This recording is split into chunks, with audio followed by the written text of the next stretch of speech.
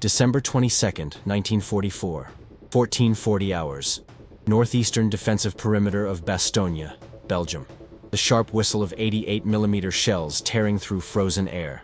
Oberleutnant Klaus Hartmann lowered his Zeiss binoculars with trembling hands. 217 shells. He'd counted every single one. 3.5 hours of concentrated bombardment. The target, a lone Sherman positioned on the ridge, partially concealed by winter-stripped trees. The American tank remained intact. Impossible. Hartmann knew the mathematics. 88mm rounds penetrated Sherman armor at 2,000 meters. They were at 900. 10 direct hits. He'd seen the explosions, the orange flash against metal. The Sherman stayed there, turret aimed directly at his position, motionless as a monument. Herr Oberleutnant, Feldwebel Ernst Wagner's voice trembled. Ammunition critical. 17 rounds remaining. Hartmann didn't respond. He was observing something that defied 3 years of armored combat experience. He was observing the most expensive illusion of the war. He was observing the exact moment when perception became more lethal than reality. What Hartmann didn't know, he was witnessing the precise instant when 217 German shells, each worth 62 Reichsmarks, each capable of destroying a real tank, were deliberately wasted against 12 meters of painted canvas stretched over plywood framing. He was witnessing the most devastating weapon of World War II, the ability to make the enemy destroy itself through its own resources. 6 months earlier, June 1944, Fort Hancock Training Base, New Jersey.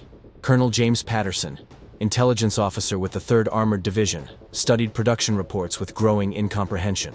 The numbers contradicted everything he'd learned about attrition warfare. Monthly production compared. June 1944. German tanks. All. Models. 843 units. American tanks. Sherman M4 only. 1,792 units. Ratio. 2.1 American tanks for every German one. Artillery shells. 88mm. Patterson murmured, flipping through captured intelligence documents. German monthly production. Approximately 140,000 units. Our 75mm production, 487,000. Less than 30% of American can capacity. Major Robert Morrison, combat engineer, pointed to an aerial photograph of a captured German depot in France. Look at this, Colonel. Prioritization of anti-tank ammunition over everything else. They're concentrating resources on killing our armor because they can't replace theirs. The mathematics was brutal. Each Tiger or Panther destroyed represented irreplaceable loss. Each destroyed Sherman would be replaced in 16 days. American production wasn't an advantage. It was an industrial tsunami that made German resistance an exercise in delaying the inevitable. So, theoretically, Patterson leaned over the table. If we could make the Germans waste anti-tank ammunition on targets that don't matter, we'd be forcing them to choose between scarce resources and threat perception, Morrison completed. Transforming abundance into a psychological weapon. The concept was elegant in its cruelty. Make the enemy consume limited arsenals, destroying you, in limited American illusions. 3 weeks later, Special Operations Branch authorized Project Quicksilver, codename for Tactical Deception Program through simulated vehicles. Initial budget, $240,000. Materials: waterproofed canvas, aluminum tubing, marine plywood, standard Army camouflage paint. Average cost per fake tank, $67. Average cost of German 88mm shell, 62 Reichsmarks, approximately $24 at wartime or exchange rates. Every shell they waste on a Phantom, Patterson wrote in preliminary report, is a shell that won't destroy a real Sherman, and they don't have shells to waste. But the report contained crucial warning, underlined 3 times. Effectiveness depends entirely on absolute verisimilitude. Detected deception invalidates entire strategy. September brought first prototypes to France. Sergeant William Carter, Company B engineers, led assembly team. Orders were clear. Carter recorded dead in his diary. Make the Germans believe so completely they'd spend everything trying to destroy nothing. First test occurred September 28th, near Metz. Team positioned 3 fake Shermans on visible elevation, 1,200 meters from German positions. They waited. 6 hours later, 43 mortar rounds, 17 heavy artillery shells. 0 real tanks hit. It worked. Morrison telegraphed Patterson. Germans cannot distinguish. Repeat, cannot distinguish. Boo. This was only the beginning. The real test would come when winter transformed the Ardennes into a frozen labyrinth where perception determined survival, and where deception became more lethal than real artillery. 22nd of December, 1944, 1440 hours. Return to the moment. Oberleutnant Klaus Hartmann ground his teeth, metallic taste of frustration in his mouth. 3 hours. 217 shells. The American Sherman remained on the ridge like a monami. End to German impotence. Concentrated fire, Hartmann ordered for the 11th time. Turret. Concentrated fire on the turret. The POC 43 88mm recoiled violently, shell casing bouncing with metallic clink against packed snow. Through binoculars, Hartmann saw impossible clarity of impact. Orange explosion against Sherman silhouette, fragments flying, but tank remaining intact, turret still aimed directly at his position. Unteroffizier Hans Müller, Kursk veteran wit, Ch-46 confirmed tank kills, lowered his own binoculars with disturbed expression. Herr Oberleutnant, voice low. Something is wrong. Obviously something is wrong, Müller. We've spent an entire battery on a single target. No, sir. Something different. Müller cleaned binocular lenses with cloth, observed again. Direct hits. 6 I counted on the turret. Sherman should be burning, crew dead or evacuated. But there's no movement. None. No fire smoke, no evasion maneuver, no return fur. Hartmann felt first flash of uncomfortable understanding. 3 years destroying enemy tanks taught him. Hit Sherman reacted. Always. Crew evacuated. 83% of cases, or tank maneuvered desperately. 17%, or, rarely, well-positioned Sherman, returned fire before dying. This Sherman did nothing. Maybe crew killed on first impact, Feldwebel Wagner offered, desperate to justify 3 hours of bombardment. Then why is it still standing? Müller countered. 6 direct. T hits on turret. Structure should collapse. Internal ammunition should detonate. I've seen Tigers explode with less. Hartmann calculated mentally. Each 88mm shell carried 1.2 kilograms of composite explosive. 217 shells. 260 kilograms of high explosive concentrated in 40 square meter area, equivalent to 18 50-kilogram bombs. Average Sherman weighed 31 tons. Frontal turret armor, 76 millimeters. Sides, 50 millimeters. 260 kilograms of explosive should vaporize internal components even without complete penetration. Pure kinetic force would deform plates, break welds, transform interior into lethal fragmentation chamber. The Sherman on the ridge remained perfect. Turret aligned, barrel elevated at exact angle. No visible deformation. Mein Gott, Müller whispered. It's not real. Silence of comprehension. 3 men looking through binoculars at Ridge 900. Meters away, 3 men understanding simultaneously. They'd wasted 3.5 hours, 217 irreplaceable shells, against American illusion. Private First Class David Miller, American forward observer buried in foxhole 300 meters from fake Sherman, noted each German shell in wet notebook. 218, he murmured, marking line. Jesus Christ, they keep shooting.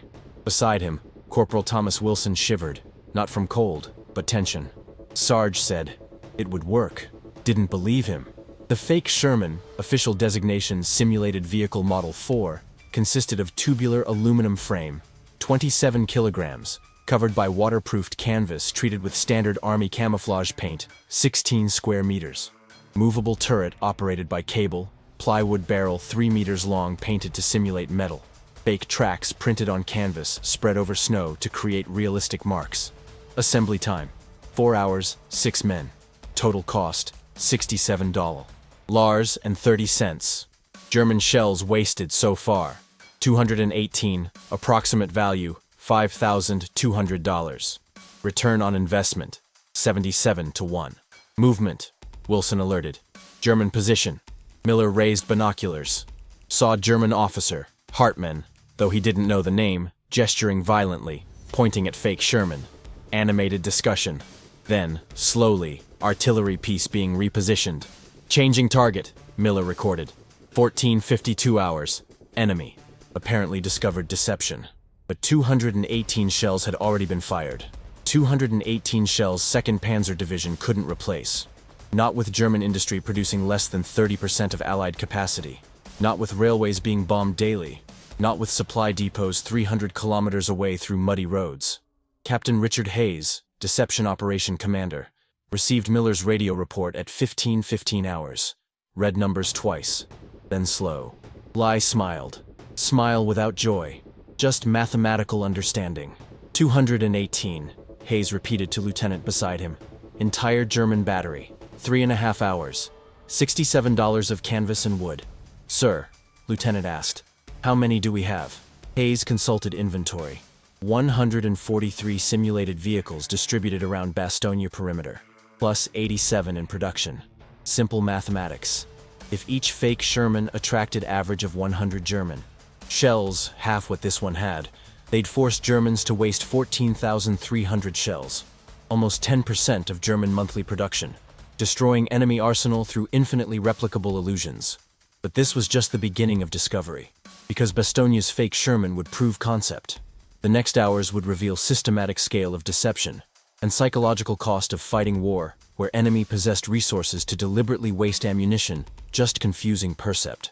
Ion, 23rd of December, 0640 hours.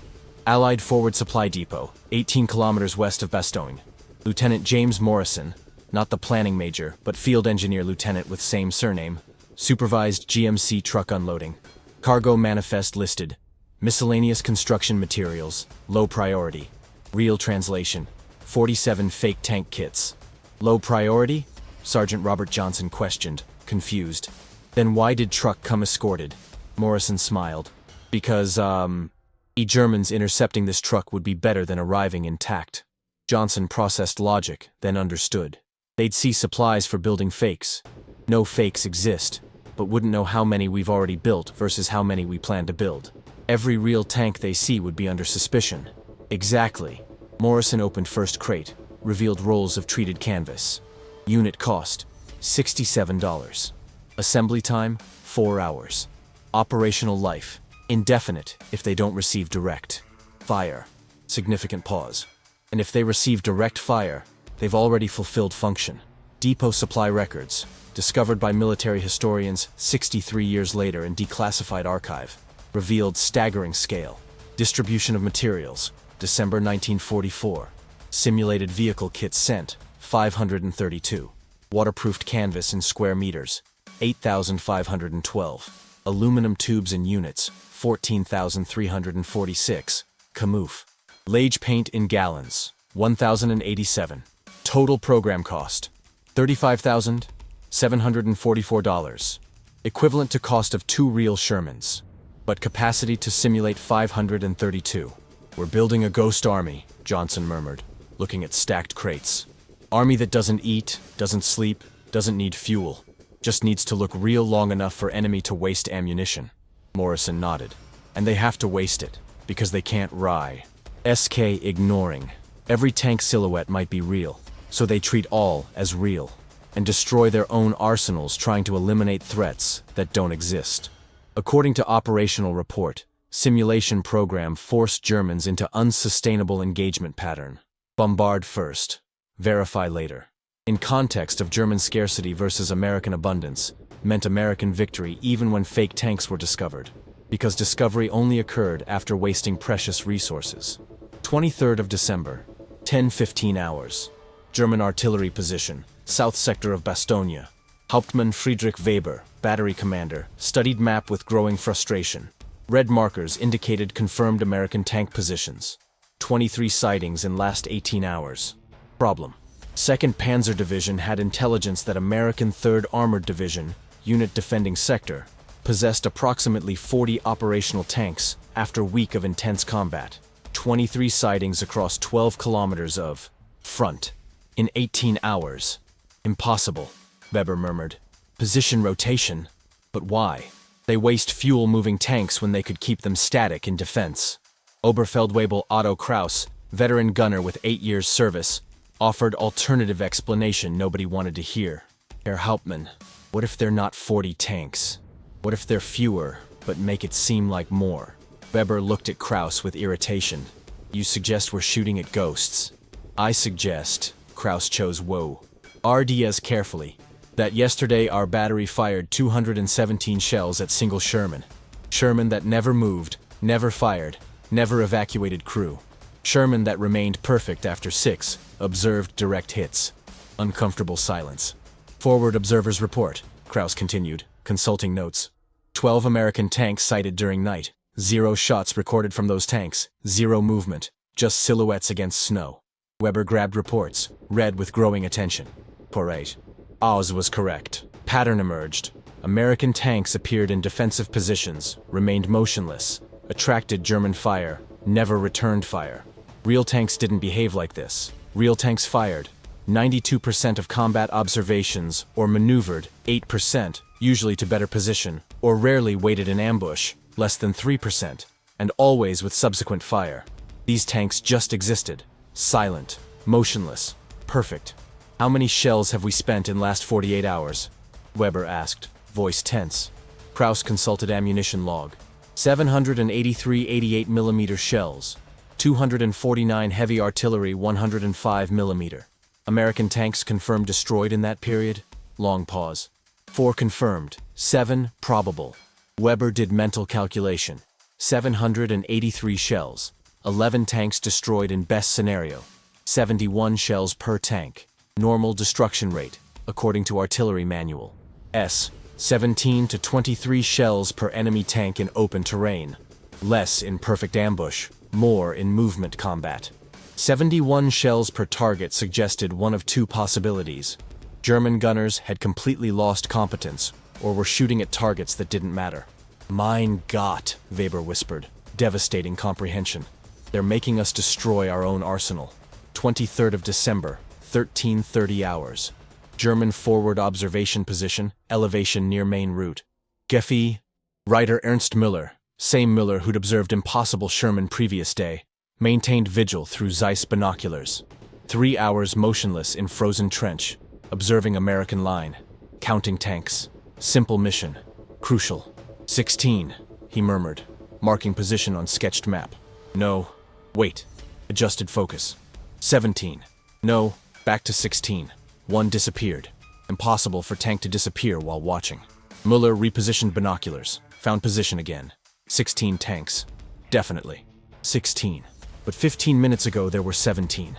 He was certain. Problem? Obergefreiter Hans Becker asked. Tanks that vanish. Müller responded, frustrated. Counted 17. Now 16. But didn't see any move. Becker grabbed own binoculars. Observed. I see 16. Because 1 disappeared, Müller insisted. Then, wait. There. Between those trees.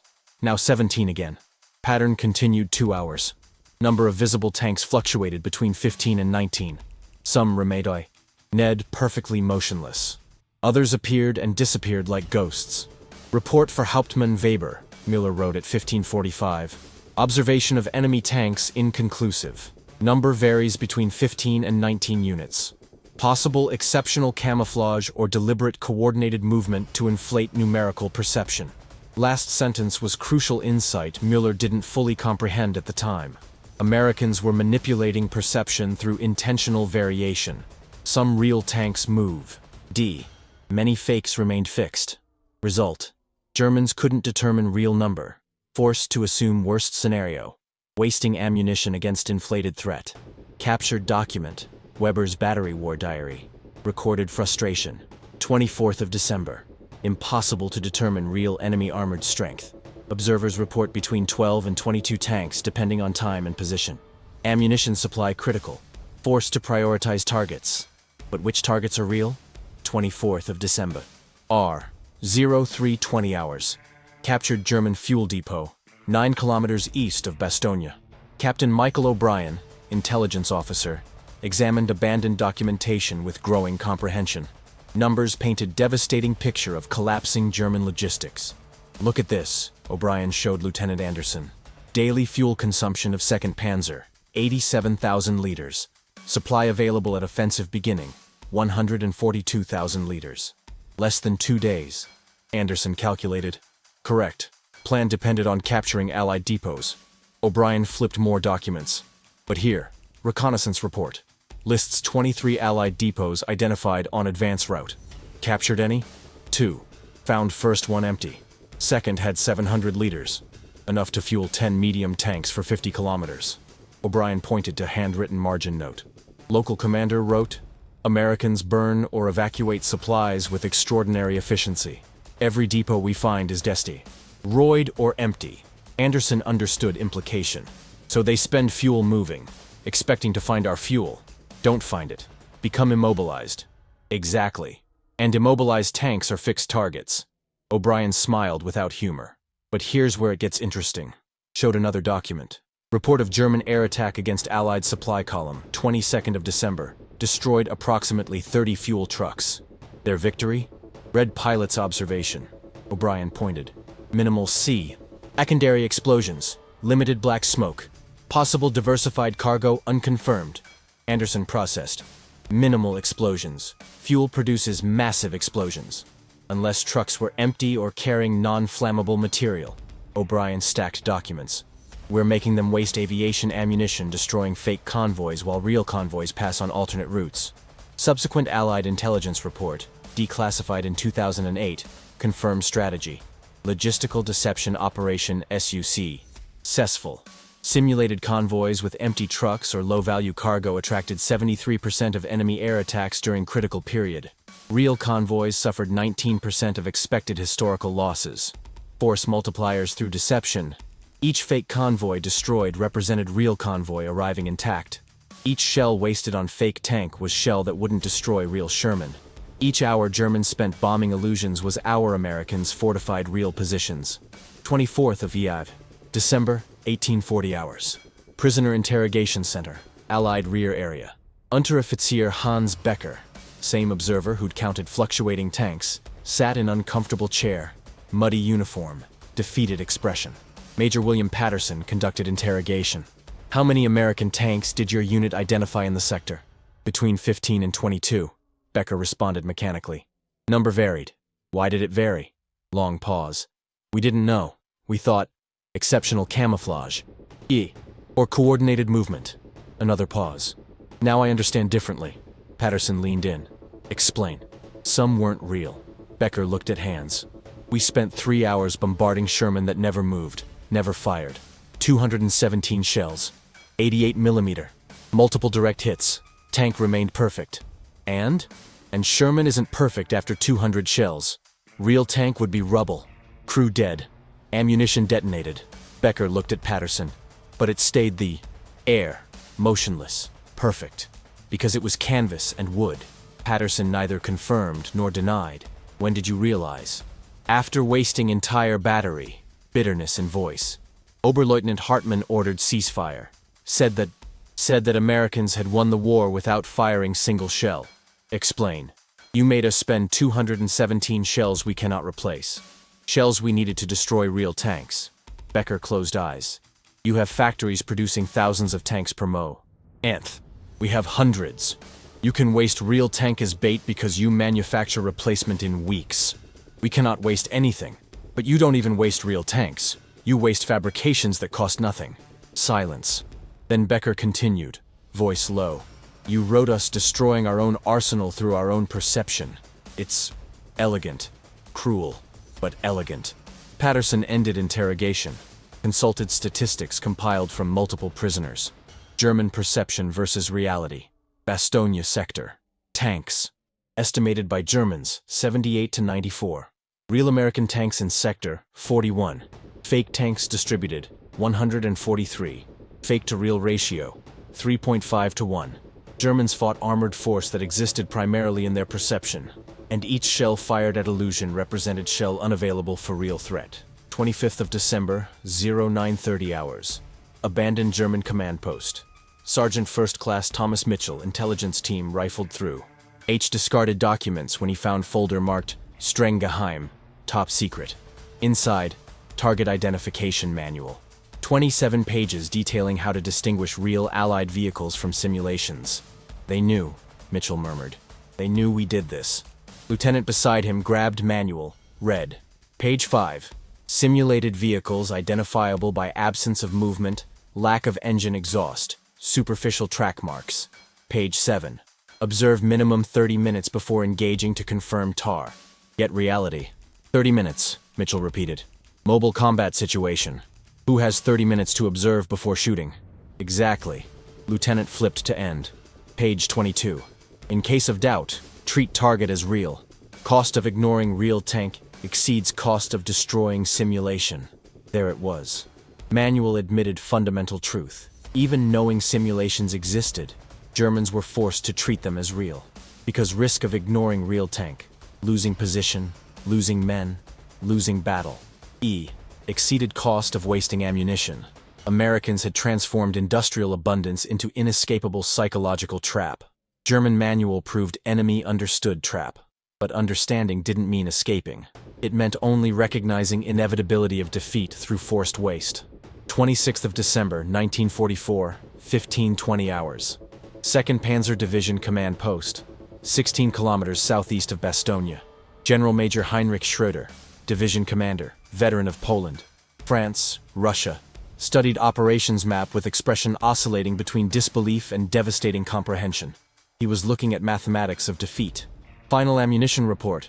Oberst Wilhelm Steiner placed document on table. Voice carefully controlled, but tremor in hands betrayed tension. Schröder read numbers slowly. Ammunition consumption, 22nd to 26th December, 1944. 88 mm shells fired, 2,847.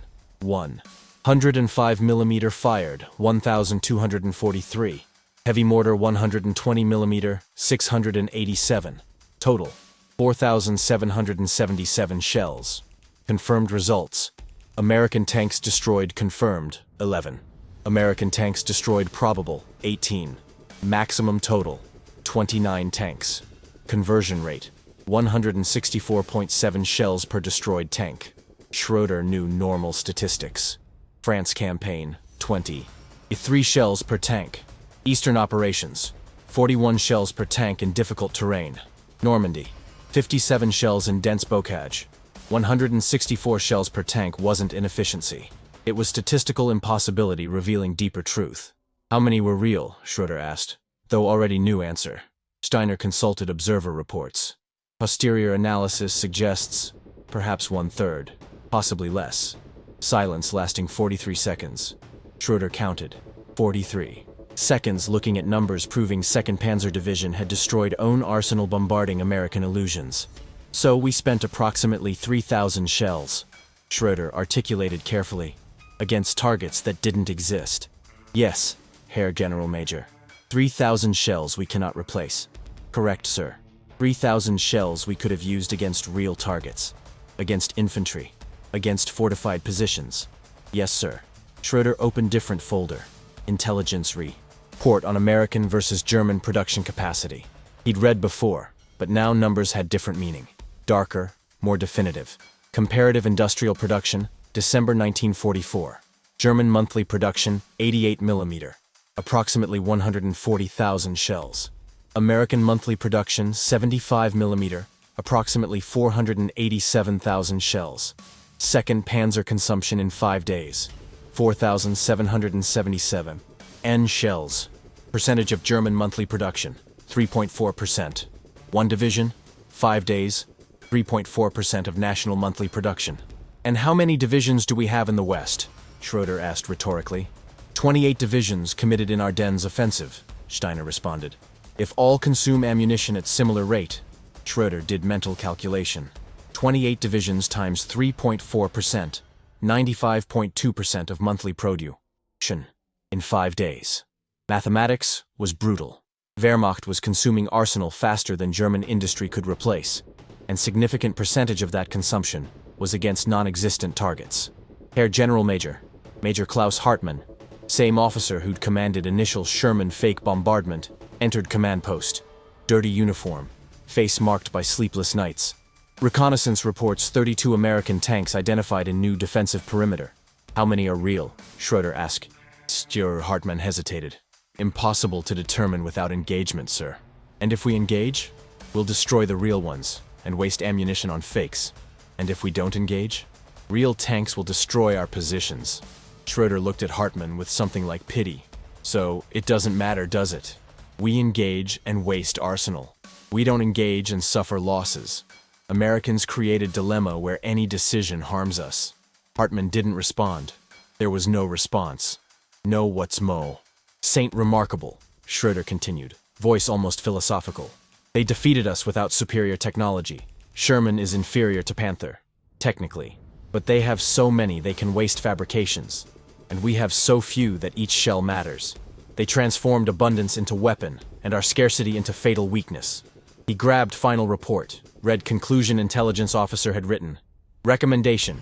Assume significant proportion of observed targets are simulations. Engage SEAL. Tively. Prioritize visual confirmation before ammunition waste.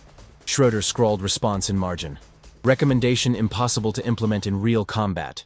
Time required for confirmation exceeds time available in tactical engagement. We will continue wasting ammunition or suffering losses through hesitation. Americans created trap with no escape. He signed. Date, 26th of December, 1944. Time, 1547. Exact moment, General Major Heinrich Schroeder under Stowe. Odd 2nd Panzer Division had already lost. Not by being destroyed, but by being forced to destroy own fighting capacity through manipulated perception. Prepare withdrawal order, Schroeder instructed Steiner. Conserve remaining ammunition for rearguard action. For first time in 3 years of war, he was ordering retreat, not because enemy was stronger, but because division under his command had become victim of its own perception.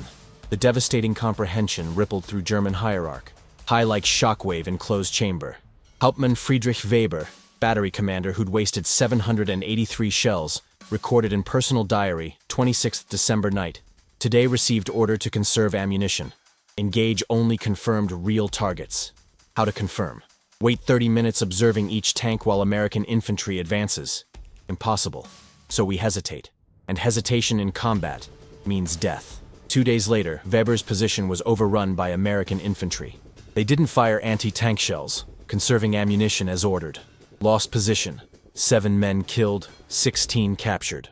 Oberst Wilhelm Steiner sent report to higher command, 28th December. Critical ammunition situation after excessive consumption against targets of questionable authenticity. Estimate 40 to 60% of shells fired between 22nd to 26th December were against enemy simulations. Result: offensive capacity reduced 73% without core. Responding tactical gain. Systemic problem. Impossible to distinguish real targets from simulations in operationally relevant time. Enemy-created environment where all hesitation is penalized and all engagement potentially wasted. Recommendation: none. No tactical solution exists for industrial disadvantage. Last sentence was underlined by superior officer with handwritten note. Then we've already lost. Intercepted correspondence by Allied military censorship revealed morale deterioration. The Kyoto. Rough multiple echelons. Gefreiter Paul Schmidt. Infantry. Letter to family. 29th December. We fight shadows. Artillery bombards positions that may be empty. Tanks appear and disappear like ghosts. Yesterday we spent 6 hours preparing attack against 3 Shermans. When we advanced, discovered metal frames and canvas. 6 hours. 3 fabrications. Americans laugh at us. Captain Richard Hayes, Deception Program Commander. Effectiveness Report. 1st January 1945. Anal. ISIS of captured documents and prisoner interrogations confirms exceptional program effectiveness. Measured results, 22nd December to 31st December 1944. Simulated vehicles distributed, 287. Enemy shells attracted estimated, 6,200 to 8,400. Total program cost, $19,229. Estimated value of wasted enemy ammunition, $186,000 to $252,000. Return on investment, 9.7 to 13.1 to 1. Colonel Patterson, reading Hayes's report, wrote annotation. We created weapon that uses enemy scarcity against themselves. Every decision they make, engage or hesitate, harms them. It's defeat through dilemma, not through direct destruction. Posterior analysis of military records from both sides, conducted decades after events, revealed complete scale of deception program and measurable. Lee impact. Allied simulation program. December 1944. Total simulated vehicles produced, 843. Average cost per unit, $67.30. Total investment, $56,732.90. Average assembly time, 4.2 hours. Average operational life, 7 to 12 days before discovery or damage. Documented impact on German forces. Anti-tank shells fired against simulations conservative. Estimate, 12,400 to 17,800. Approximate value of wasted ammunition, $372,000 to $534,000. Proportion of German monthly arsenal consumed, 8.9 to 12.7%. Real German tanks lost due to inadequate ammunition estimate, 23 to 31. Numbers revealed fundamental truth deception program exploited. Wehrmacht fought not just American army, but American industrial capacity. And that capacity was so vast, Americans could waste resources, creating illusions forcing Germans to waste scarce resources, destroying nothing. Interviews with veterans, conducted between 1983 and 2007, provided human perspective on numbers.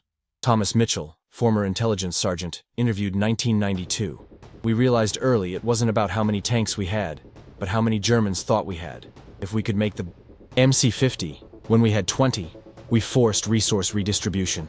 And each shell fired at fake was shell-saved for our boys in real tanks.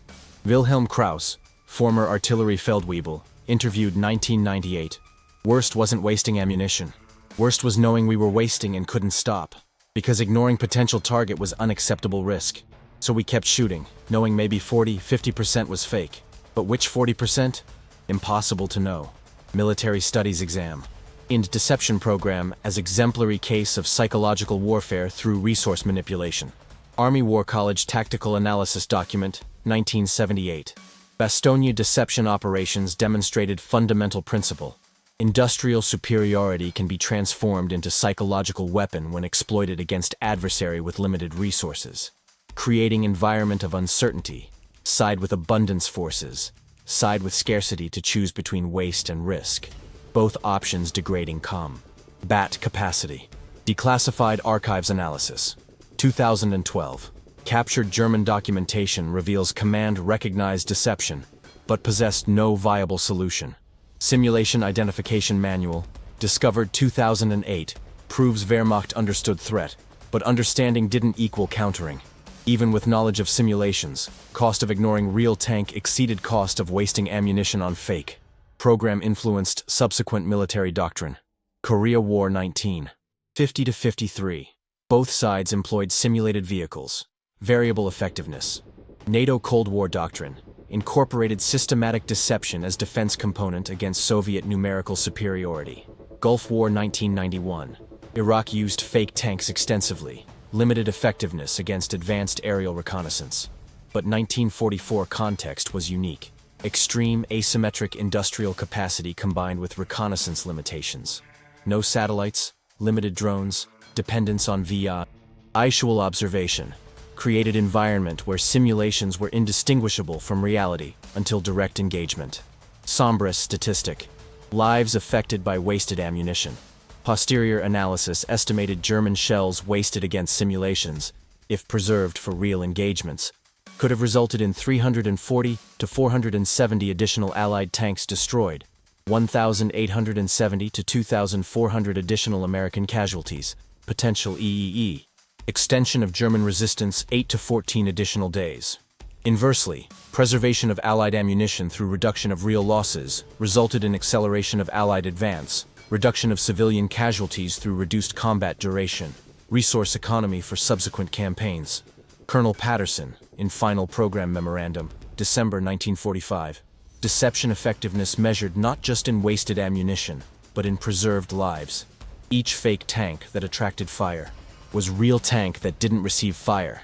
Each enemy shell wasted was shell that didn't kill American soldier. Return on investment, measurable in dollars, but significant in lives. 47 years later. May 1991. Bastogne Regional Military Museum, Belgium. Small gray stone building 3 kilometers outside town, built where 22nd December 1944, Oberleutnant Klaus Hartmann had ordered 217 shells fired at Illusion, in exterior core. Tired, preserved under glass covering, rusted frame of simulated tank. Oxidized aluminum tubes, disintegrated canvas fragments, partially reconstructed wooden structure for demonstration.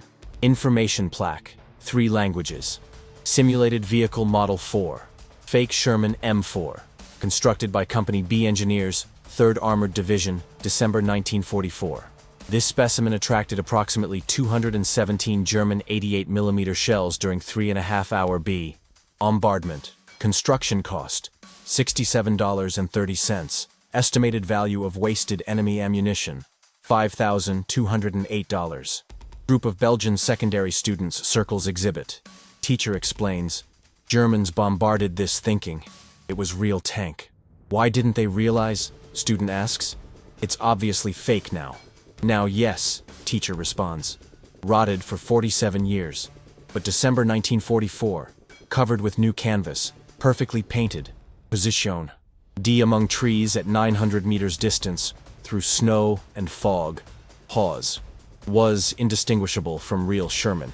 But 200 shells, student insists. Didn't they realize after 10th? After 20th? Teacher points to second plaque. Problem was exactly that. Germans couldn't risk assuming it was fake, because if it was real and they stopped shooting, real tank would destroy their positions. So they kept shooting.